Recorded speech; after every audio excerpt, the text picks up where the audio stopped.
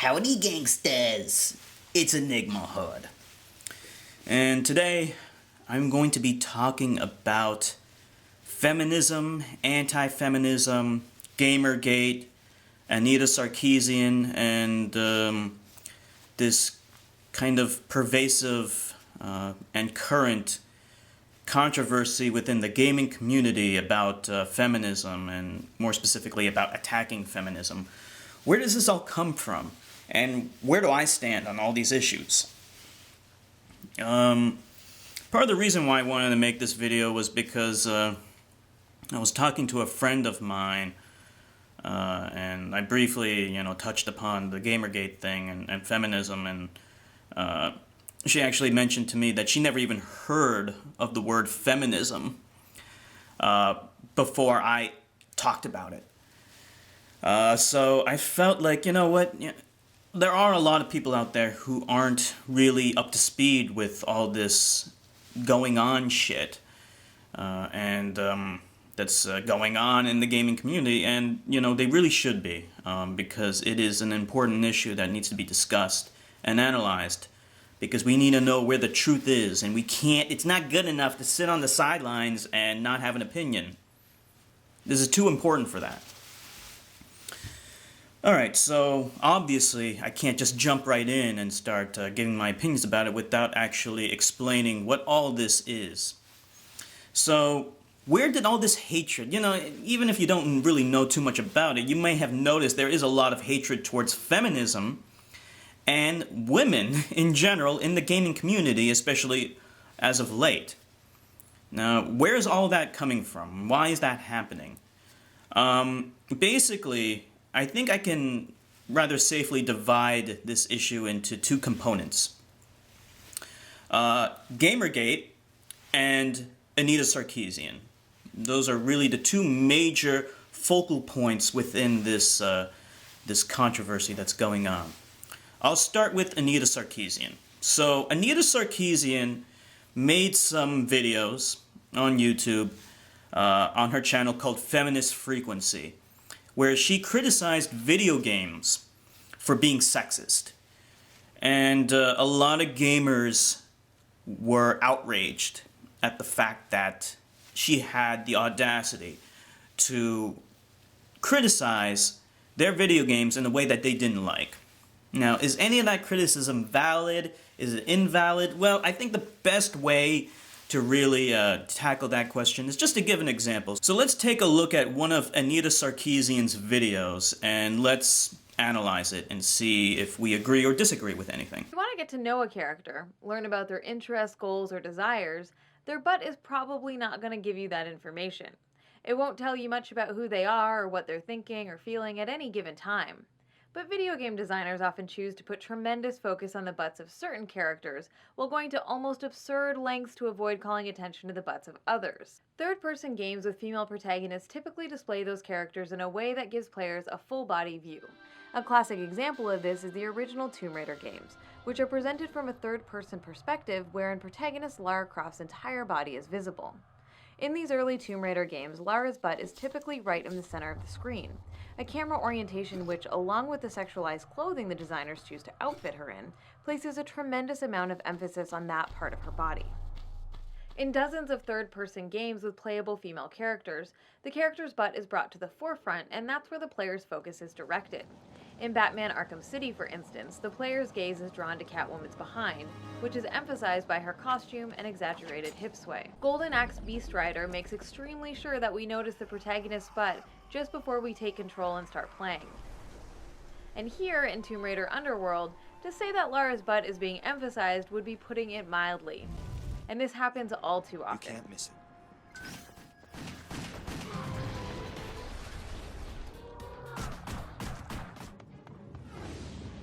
Let's contrast the way that women's butts are emphasized with the sometimes absurd lengths taken to cover up or hide men's butts. If some of this footage looks jerky, that's because in some games, trying to get a glimpse of male characters' butts can feel a bit like wrestling with the camera.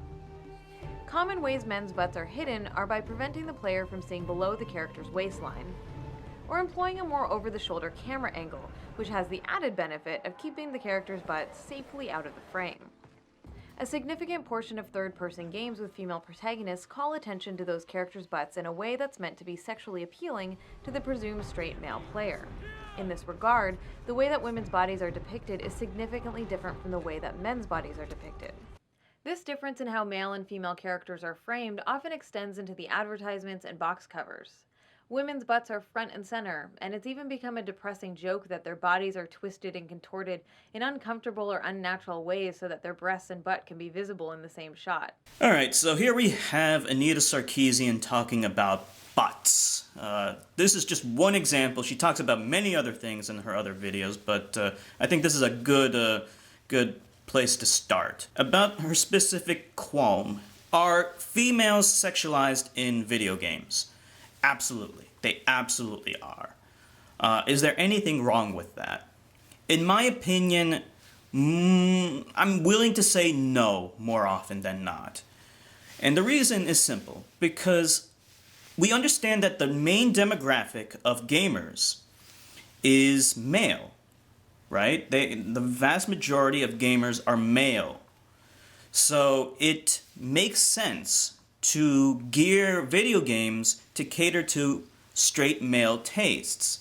And males do enjoy seeing sexy girls in video games, and I don't think there's anything wrong with that. We always talk about how homosexuals and transsexuals have no choice in what their gender identity is or what their sexual preference is. You gotta realize that the same holds true for straight males. We also do not have any choice in what we're attracted to. And we would like to see this kind of sexual imagery in our favored form of media. And that happens to be video games. But we also see it in other things as well. Movies, music as well. You do see sexy girls in music videos and things like that. In fact, that happens far too often in rap videos, where I do think that sometimes that takes too much attention away from the actual music. But in and of itself, I don't think there's anything wrong. And here's the other thing. Women also do it too, okay? They like to see sexy men, attractive men. And what's wrong with that? Nothing. And also homosexuals do it. Homosexuals sexualize other men. And that's kind of bewildering to me, because oftentimes when they sexualize men, they end up looking like women. Some random guy on YouTube once said, if they're making men look as feminine as possible, why don't they just go for a woman? I can't answer that. I have no idea. Maybe homosexuals are attracted to the dick, but everything else, they kind of want it to look womanly. But at the same time, not all homosexuals are attracted to the same thing, just like women or straight men. But I have to digress. I have to stay on point here. The point is that there is nothing wrong with being attracted to what you're attracted to. Yeah, maybe, I guess you could say, for a woman, they don't like to see that. Just like if I'm a man, I don't want to see, guys in Speedos, jiggling their jubblies around and shit like that, right? Okay, fine. But you don't have to play those games, right? If I don't want to see jiggling jubblies, I don't play those jiggling jubbly games. Similarly, a woman who doesn't want to see a sexualized woman, they don't have to play those games. But I would contend that most of the examples that Anita Sarkeesian used, it's not really that much of a problem. I can't imagine, especially if you're playing Tomb Raider. Yeah, she's wearing short shorts and her ass is kind of shapely. So what? And she also criticizes the way they walk. They're kind of swaying their hips around. I got news for you. A lot of women walk like that. And it is seductive and sexy, so it accomplishes two goals. It is realistic to a certain extent. Maybe not all women walk like that, but a lot of them do. And it is seductive.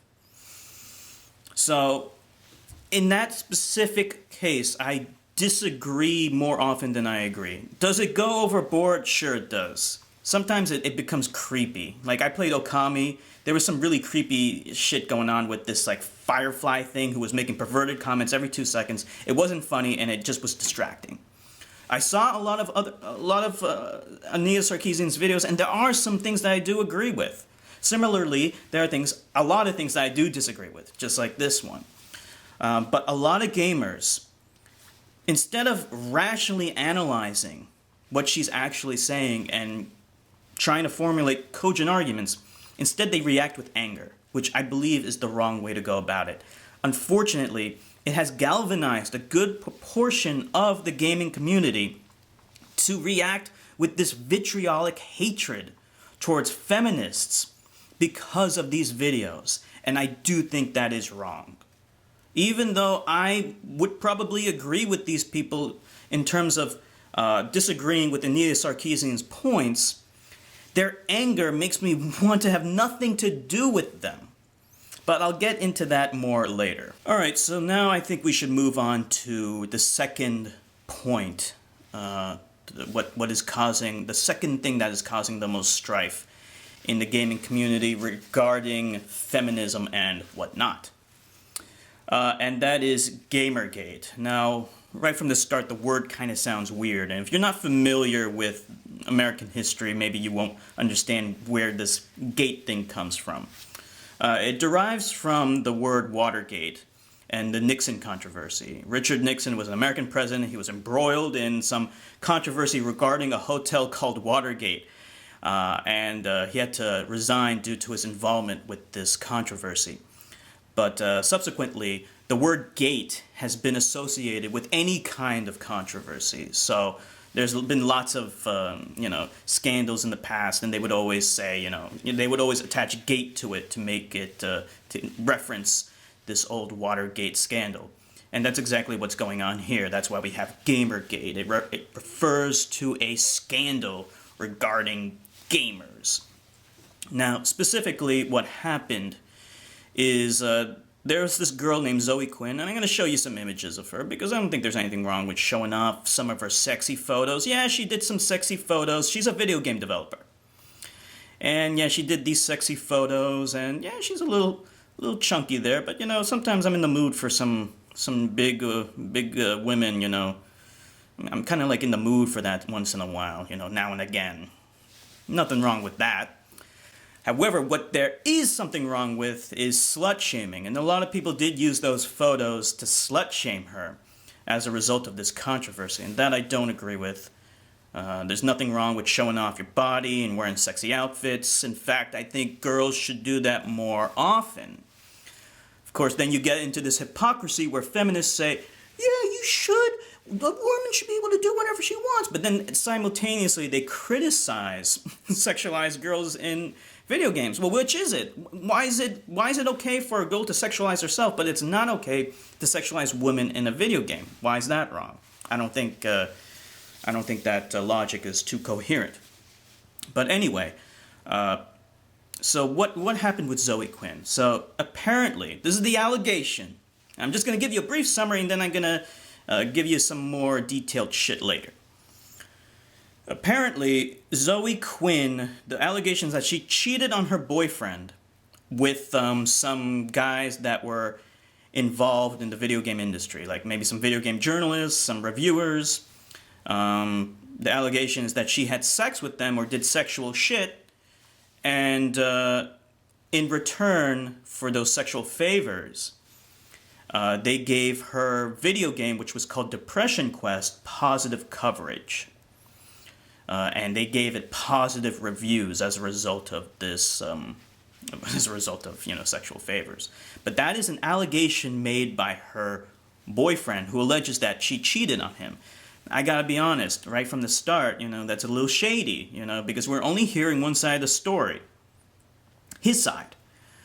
But let me give you a bit more detail by showing you a few clips of a debate between a supporter of Gamergate, who happens to also be a porn star, and a feminist who lambasts Gamergate as being anti-feminist and anti-women. Let's see if we can figure out what each of you thinks that Gamergate, the Gamergate movement, is really about. Chris, I'll go to you first.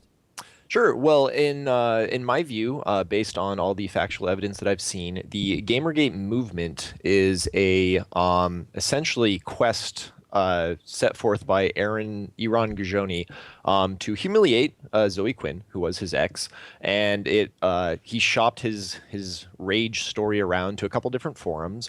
Eventually got picked up on 4chan, then later moved to 8chan, and you had a bunch of people primarily Chan members orchestrating this behind the scenes, which can be seen in the IRC logs that Zoe collected over the span of about a month or so, that this originally started as a way to humiliate her. And then later, after they were getting pushback, they started the Operation Not Your Shield in an effort to make it seem like the movement was about more than just harassing a woman. And then once Adam Baldwin saw the YouTube video by, I believe it was Mundane Matt, he coined the term Gamergate, which people kind of glommed onto because Adam has a lot of followers. But at its core, the movement still remains a way for people to harass women, which is really unfortunate because I think that no one who opposes Gamergate has a problem with the idea of ethics in journalism. That's a goal everyone should aspire to. Our problem is that the means somehow seem to be more about harassing people than they do about actually seeking ethics in journalism. So that's how I view Gamergate, and I believe it's how a large majority of the world views Gamergate. Okay, so Mercedes, Chris gave us about a minute and a half sort of overview of how he views Gamergate. I'll go to you. Right. So my perception of Gamergate, given the information that I have and that I've observed online, is it actually is a movement that was in the making for years. And the hashtag itself and the origination of it indeed did start with the Arisen post. And I think that that's something that a lot of people can agree on. And I'm not disputing that Zoe Quinn received harassment for that. However, if we go back to the ethics in gaming journalism assertion, what you find is actually this is a conversation that's been had for a while. That post shed light on collusion or alleged collusion between Zoe Quinn, a developer, and journalists. And that's why gamers started to really get angry about this. And if you go forward in the timeline, there's so many different parts of this movement. Unfortunately, instead of being responsible, and the journalist could have been responsible or perhaps looked into the allegations of collusion. Instead, it was easier to offload that, smear that, and say, well, it's actually about harassing women. And I think that's where a lot of Gamergate affiliated people started to say, well, no, that's not what this is about. Actually, the hashtag started as a result of, here's a post that, in some ways proves that, yes, there was a collusion happening. And that's the origination of it. I don't agree with the idea that Gamergate is a movement to harass women. I've been very involved in it. Nobody has harassed me just for being a woman. And that's the reason I got involved in looking into it to begin with. I was observing it from the outside as a woman who's been in tech. And what I heard of it at first was this is about harassing women. And when I looked a little deeper, I just found that wasn't true. Mercedes made a number of different assertions there, and certainly you should be allowed to respond. So I think the first assertion that is troubling is the idea that there was the idea of collusion inside the Zoe post that Yaron Gajoni posted. And the actual factual matter of that is that those claims were investigated and it was found that nothing had happened. There was no big write-up of Depression Quest by Nathan Grayson. That didn't happen. He mentioned it once because it was a game at an indie game jam, and then there was no other mention of it. So the idea that this thing was because of collusion, well, the facts aren't there to back it up. The other idea that Gamergate started with was Zoe Quinn slept with 5 guys in order to get her game reviewed. That's why their IRC channel was called Burger and Fries. It was a reference to 5 guys. Again, no factual basis for that whatsoever. The only reason it existed was to harass Zoe Quinn and to make her feel horrible about herself.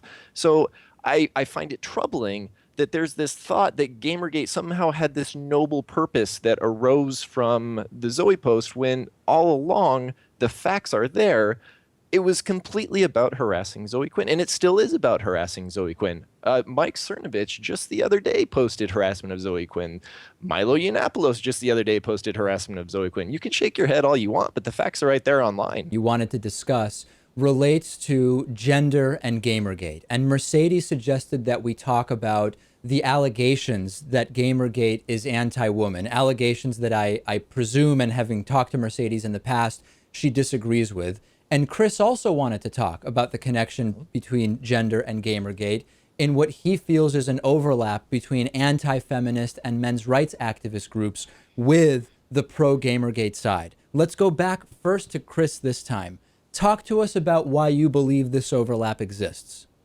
I believe the overlap exists because you look at the people who are attracted to Gamergate and who Gamergate holds up as voices, and a vast majority of them are men's rights activists or people who have a vested interest in speaking out against feminism.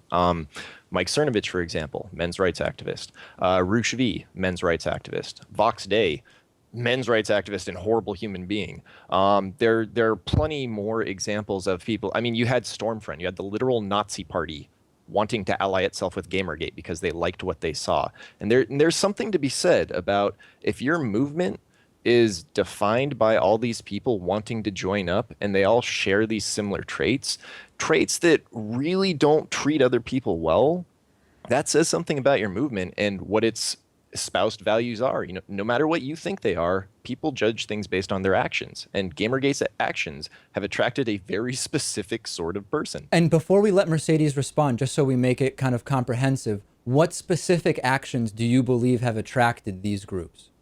I think their willingness to go after who they perceive as an SJW, social justice warrior, which used to be just someone that was a keyboard warrior who would get upset at a cause but then never do anything about it, but has now grown to encompass basically everything that MRAs and PUAs don't like.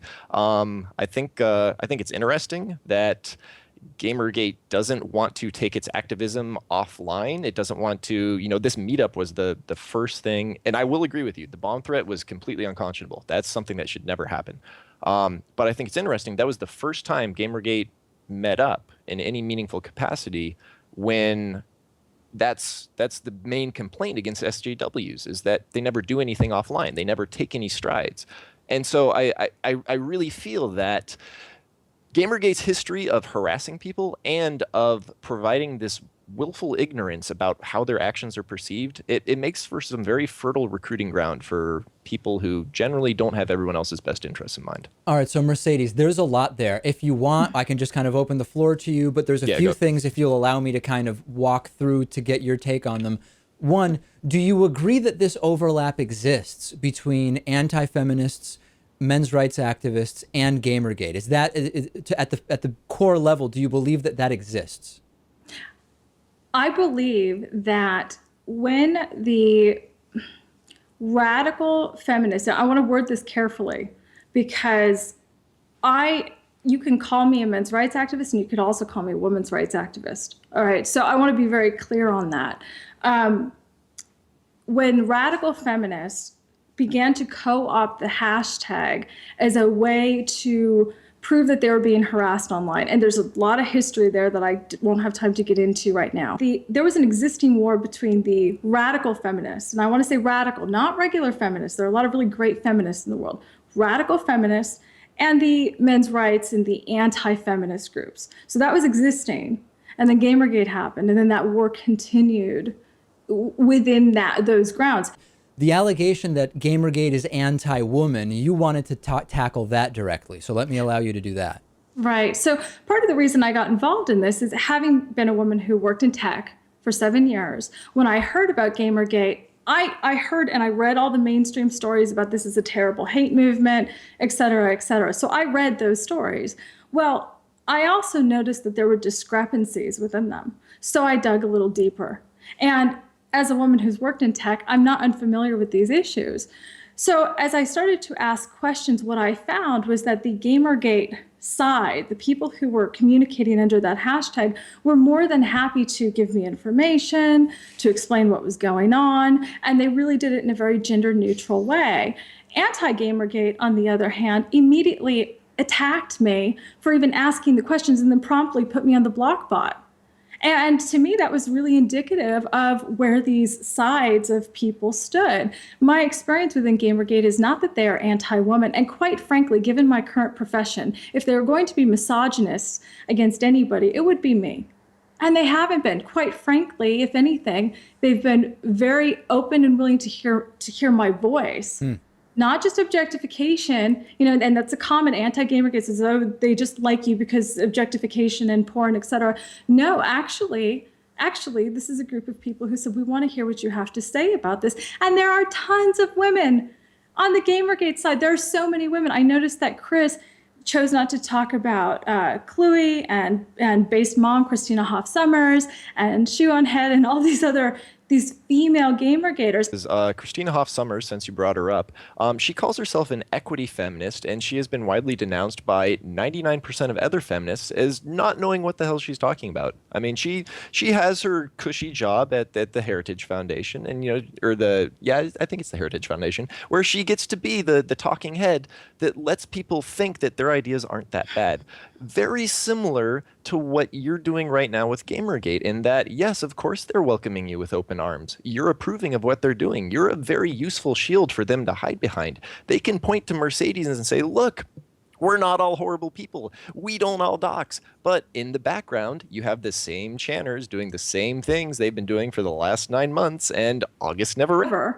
However, there's still a discourse happening, as opposed to with Anti-Gamergate, who literally blocked me for asking the question. Again, there's not an Anti-Gamergate, and if you're referring to the block list, there's a very simple process to get whitelisted from the block list. The reason the block list exists is because Gamergate is so overwhelmingly harassive towards the people they don't like that in order for people to have a daily functional Twitter experience, they needed to not be able to see all these other people. And that is the truth. You can look at any of the hashtags that Gamergate has taken over. They blew up GDC. They recently just blew up the ethics and journalism hashtag that was going on for the SPJ.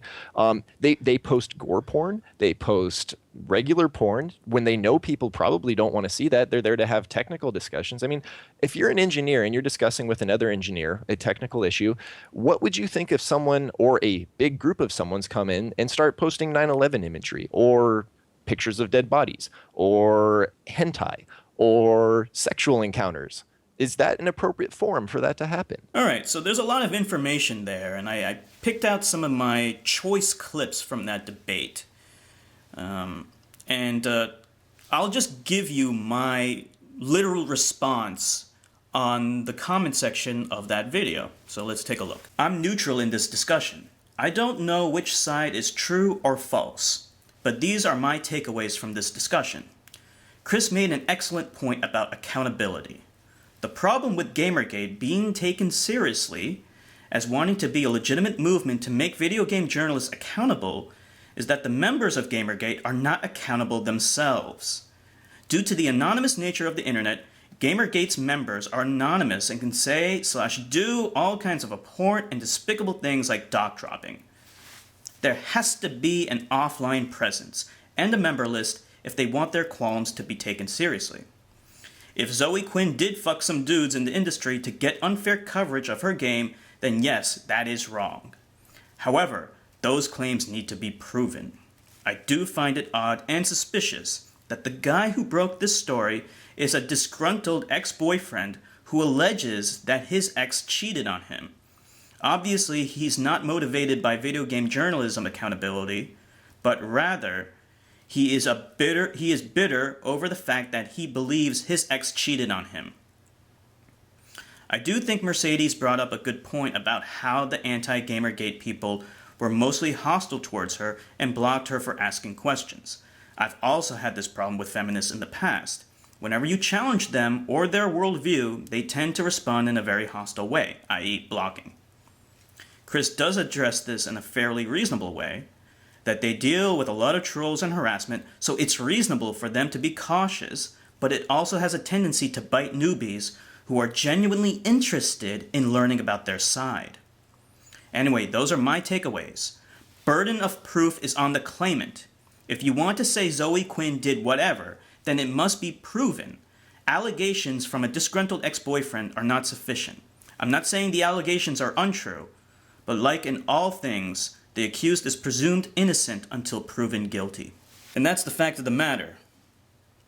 It turns out that, if you look into this, and there is a Wikipedia article about this Gamergate controversy, and it states quite clearly that the allegations are unfounded, and there is no evidence that her game, Depression Quest, got positive coverage from anyone that she was supposedly involved with.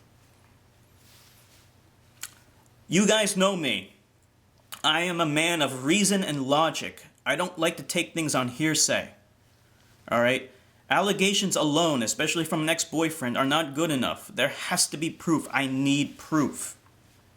Okay? Because I am a skeptic. And that's the problem with a lot of these Gamergate people and a lot of gamers in general who just hear about these allegations. They just take it at face value.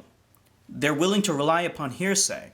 And the funny thing is, the same people who believe the allegations based upon hearsay alone are the same people who rationalize rape allegations by saying that the accused is presumed innocent and rape allegations alone are not sufficient to prove guilt. So they have double standards there. All right, so now I want to show you a clip of this administrator from 8chan. Now, 8chan is, kind of the hive, the nexus of where all this Gamergate shit is brewing. This is kind of their hangout or whatever. David Pacman did an interview with the administrator from 8chan. So he goes into something which really kind of turns me off to the whole Gamergate thing in general. So let's take a look at some clips. As broadly as possible, Frederick, what is 8chan? 8chan is a website, an image board website, where the users create the image boards instead of a centralized admin. And then what's the kind of idea of it? Is it supposed to serve as what? As a community, as a kind of sounding board for ideas? What was the objective? The objective was really to make a site like Reddit or Pro Boards where users create the boards themselves. So it's more of a platform where people can create their own communities. And talk about the relationship between 8chan and the Gamergate movement. In other words, is there a kind of an intersection of those users who are both on 8chan and involved in Gamergate? Does 8chan have a position on Gamergate? 8chan was not created with Gamergate in mind. It was created in October of 2013. But we have seen a big influx of users that were interested in Gamergate because Gamergate discussion was banned over at 4chan. Basically what happened is we allow users to create the boards that they'd like to use. So somebody involved in the Gamergate movement created a Gamergate board on 8chan. When it got banned from 4chan, people started coming over here to discuss it. And because we weren't banning it, that's really what led to the intersection. But we weren't created just for Gamergate. And are there any topics or subboards or discussions that would be kind of off limits on 8chan, or is it quite literally anything goes? Well, it depends on the board owner. The person who makes the board has all the authority over the board that they create. They only have to follow a few simple global rules, which keep us out of legal trouble, which are, don't post child pornography, don't share copyrighted content, because, well, you can, but if we receive a DMCA, we're going to take it down and ban the user. So, yeah. And there's also, of course, so to go a little more specifically into that, we understand the idea of user-generated content. We understand the idea of if it's not actually breaking the law, you're essentially allowing it. At the same time, though, it's not quite so black and white, is it? In the sense that there are some boards on 8chan, like the one called Pedophile Support and Discussion, or the one for people attracted to pubescent children, where even if there's nothing illegal being posted, you're still making the decision that the discussion topics are okay, right? That's an active decision you've made. Yes, it is an active decision to allow those boards to exist. Obviously, I know that they're there. I've looked at the boards index before.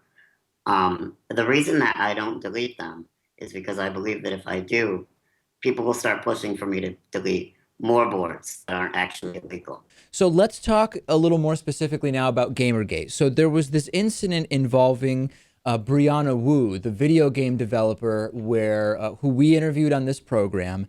and her home address was posted on 8chan. And if anyone has been following the entire story of this, this led to what she talked about on this program being threats that led to her leaving her home, etc. What was your response, broadly speaking, when you found out that that had taken place? My response was that there wasn't a whole lot I could do. My response was really nothing. Your response was nothing. Did you post a site-wide message calling attention to the fact that this happened and denouncing it? No, I did not.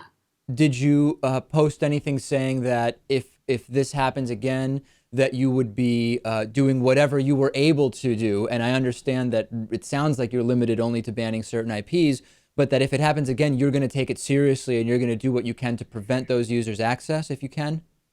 I can sort of see where you're going with this. I have said before that the board owner of Gamergate, the board owner of the Gamergate board, does not allow docs. But docs are not technically illegal under US law. They're information about public figures, like addresses and things. I'm not really getting at anything. In other words, I'm just trying to figure out, I'm trying to gauge how you reacted to what took place. And, you know, maybe what took, and maybe I should go at it a different way. Did you personally find it distasteful what happened when Brianna Wu's information was posted? Because maybe you didn't mind. I thought that it was a little bit in poor taste because the Gamergate movement is really not about threatening individuals or trying to get information about individual developers who we really think are irrelevant. So I did find it distasteful, but even though I find it distasteful, if it's not illegal, I don't intervene. It's because we have clear rules about what we will do, like what it will take for us to take back a board. Like it has to be the board owner either deletes all the content on the board, they ban more than half the users on the board. I have a whole list. Okay. Oh, I believe their account is compromised. Like they're very severe things that have to happen. So it's not, yeah. You mentioned something there in a couple of statements ago that I want to kind of focus on a little bit more. You said the position is if something that took place is not illegal, then we're not really going to get involved in enforcing or disciplining or whatever the case may be. How do you determine if something is legal or illegal? Do you have attorneys that you consult with? Yes, we have consulted with attorneys before opening the website. We follow all sorts of laws. We follow DMCA. We follow the Communications Decency Act. One of the main things that we do is take down copyrighted content. That's pretty much the main thing that I'm doing all day. Today, I had to act on 5 different DMCA requests, mostly for boards where they're sharing copyrighted music and pornographic images. But I did keep some of that porno for myself. All right, so here we have the administrator of 8chan admitting that doxing has gone on his website, channel, whatever the fuck it is, 8chan. I've never been to 4chan, I've never been to 8chan, I'm not familiar with what it is, some kind of image sharing site, whatever. What I have a problem with is the fact that he admits that he does not take any action against people who dox people simply because he believes that it is not illegal. Now that claim, I do not know if it's true or not. It sounds questionable, it sounds highly dubious. But even if we assume that it is true, it doesn't change the fact that it is demonstrably harmful and immoral. Okay? Just because there happens to be a loophole, because the laws haven't caught up to reality yet. And the reality is we live in an age of the internet where people can do harm to others by doxing them. Just because that isn't illegal yet doesn't mean that it isn't wrong. And the laws do need to be updated to make that illegal and to punish those who do those kinds of despicable things. They have to be held accountable for their actions. So the fact that this 8chan administrator does nothing about that kind of stuff really turns me off to this whole Gamergate thing. And while it is true that doxing has gone on both sides, the fact that the hive nexus of where this shit is going on, where they are orchestrating and deliberately doing this kind of thing, where they're not even being held accountable by the administrator of the website itself, that really, really turns me off to it. So where does Zoe Quinn stand in all of this? Well, there is an interview, and I do want to highlight a few things from that interview so she can speak on her behalf and give her side of the story. Instantly, they dived in to find where she lives, find where all these people live, what are we going to do about her, can we hack her email, like instantly. And then all of these accounts started being made to yell at me on Twitter, to talk about really disgusting personal details, to make photoshops of me, and talk about, like, make really disgusting sexual comments. And it's the first thing you lose is all perspective. It's like you're just constantly surrounded by nothing but hate, and it's virulent and it's everywhere. And it's, especially someone with an anxiety disorder, it's like I fell into it, and it was like falling into static. So that was around 2 months ago, Yeah. and it started what everyone's referring to now as Gamergate. We've asked lots of people what they think Gamergate is, and you get completely different answers on different issues.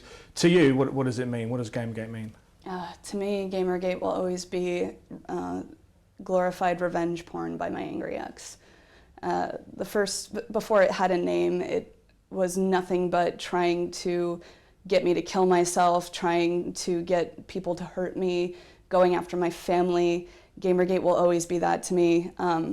There was no mention of ethics in journalism at all, outside of making the same accusation everybody makes towards any successful woman, that clearly she got to where she is because she had sex with someone. Because there are women that do support Gamergate quite strongly. I mean, how do you feel about that? Kind of sadness and shame, because I was that way when I was a teenager. When being a girl is treated as such a center of your identity, any other women can be seen as a threat to that. And so people end up attacking. You always get pitted against other women. You're always in competition with other women instead of everybody. So it makes me incredibly sad. And I can't even talk to those people, because it's like, it's too close to home. I remember being like that. So a few people would argue that the net result of some of that is actually that gaming journalism ethics are being looked at in the way they never have done before. I mean, has there been any value to this at all in your eyes? No. All of the ethics concerns that they've raised are incredibly directed at people with the least power in the industry. Nobody's talking about the relationships between major publishers and press.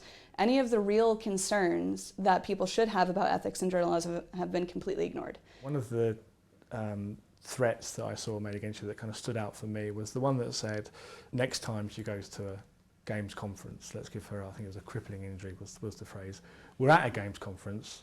How do you feel being here, given that sort of comment being out there? Anxious. It sucks. I used to go to game events and feel like I was going home, and now it's just like, are any of the people that I'm currently in a room with the ones that said that they wanted to, like, beat me to death? Who here is seeing the naked photos of me that's been circulating? Who here, is just talking to me so that they can go tell the internet? It's happened at other conferences since, like, somebody's just like, oh, I just wanted to see why the internet hates you so much, but you're actually, like, kind of a normal person. I'm like, yeah. It's like trying to survive. And then it's like trying to put on this face that, because there's pressure from the other side where so many people are looking to me and being like, oh, you haven't given in yet, then that means a lot to me. So it's like, I can't let down those people, so I have to hide all that and then go out and be Zoe the symbol instead of Zoe the person. And it's something I was never hoping for. It's nothing I ever wanted to do. I just wanted to sit behind my computer and make dumb games and it's like I've ceased to become a person, and now I'm a talking point. And I don't know how to adjust to that. Does that give you a defiance? Do you feel that it's interesting you mentioned that someone came to you and said, the fact that you're still doing this is making me feel better about it? I mean, that must spur you on quite a lot. I've taught young girls how to make games, and I know they're watching, and I know if they leave, they're going to see it and maybe not enter. I have a folder on my desktop called Those Who Left, and every time somebody sends me a message saying like, hey, I really admire your strength, but it's not worth it for me, I'm leaving. How big's the folder? It's disturbingly big. That's one of the reasons I can't back down, because I save these, and I'm gonna hopefully go back through it in a few years and maybe they'll be back. And it's like, there's no out for me. This isn't just gonna go away. My ex's revenge on me is now a fixture in the industry that I work in, and that sucks. That sucks beyond belief. So I haven't figured out how to adapt yet. I hope I can. Being able to live somewhere would be a nice start. Having some semblance of stability so I could actually work on stuff and move on would be great. And I don't know, I don't think I can stop. And I think the simple fact of the matter for me is I love games more than they hate me. Now look, I don't know if she's guilty of the allegations or not, but I'm willing to presume innocence until guilt has been proven, and it appears that there is absolutely no evidence to indicate that she is guilty of these things. But I will say this, I don't like the double standards. Okay, if we're going to talk about ethics in journalism, why don't we talk about this guy named Some Called Me Johnny? Here's a guy who admits on his own video descriptions that he is being paid to do video game reviews. He's being paid to do video game reviews. He admitted on several of his videos that he is being paid to do a video review. And no one ever says anything about it except me. You're going to criticize Zoe Quinn for unfounded allegations, but you aren't going to criticize a guy on YouTube who does video game reviews, who admits his own admission is that he is being paid to do video game reviews. Can you imagine the controversy that would erupt if it turned out that IGN was being paid by the developers of video games to make video game reviews?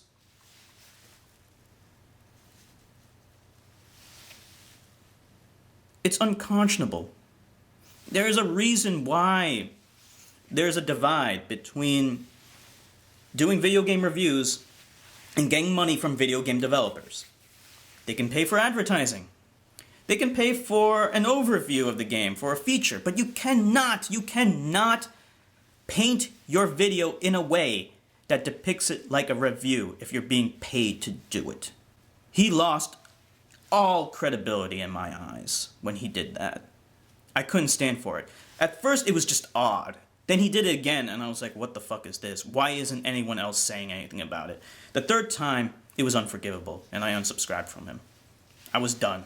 Okay, so now I want to talk a little bit about the ramifications of what this anti-feminist movement has done, and the fact that it has hurt people, it has injured people in real life. There is a girl named Allison Rapp who used to work for Nintendo, and apparently these Gamergate people and also some anti-feminists within the gaming community blamed her for censorship in the American localization of certain video games, certain Nintendo video games. They blamed her. However, it was investigated, and it was determined that she had nothing to do with the localization of these video games in question. So she's completely innocent. But that didn't matter to the mob mentality of these anti-feminist fucks. They blamed her irrationally for this, and they went on a harassment campaign that lasted for months. And then finally, Nintendo fired her under the auspices of her being guilty of moonlighting, which means that she had 2 jobs. I don't know what her supposed second job was. Maybe she was working at 7-Eleven. Maybe she was modeling in sexy lingerie. I don't know. I don't give a shit. All right. Moonlighting is very common. And lots of Americans have more than one job. And don't we often say that this is an American thing to do? What an American thing to do, to have more than one job. It shows you're a hard worker. Absolutely. So that explanation sounds like complete bullshit to me. Complete bullshit. Show me exactly where this is against your fucking policies. No, it's clear that she was fired due to the persistent, deliberate, and repugnant harassment campaign as a result of these anti-feminist fucks. Unforgivable. And finally, I'm gonna just show you a tweet made by some scumbag, and it's just so sick and disgusting and abhorrent that I'm not even gonna read it.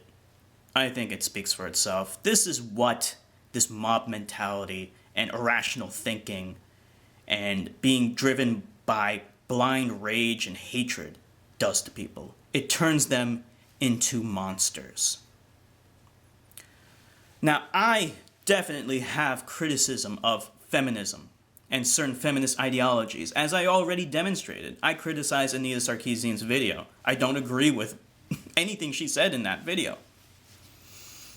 But I'm not going to join the hatred bandwagon, give up all logic and reason, and give in to blind rage and hatred.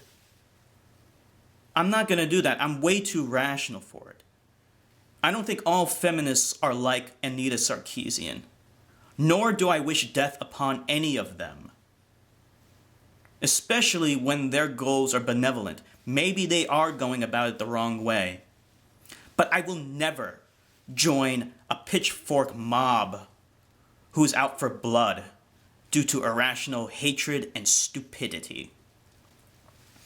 That's all I gotta say, guys. I hope this video was educational. I hoped it helped formulate certain opinions.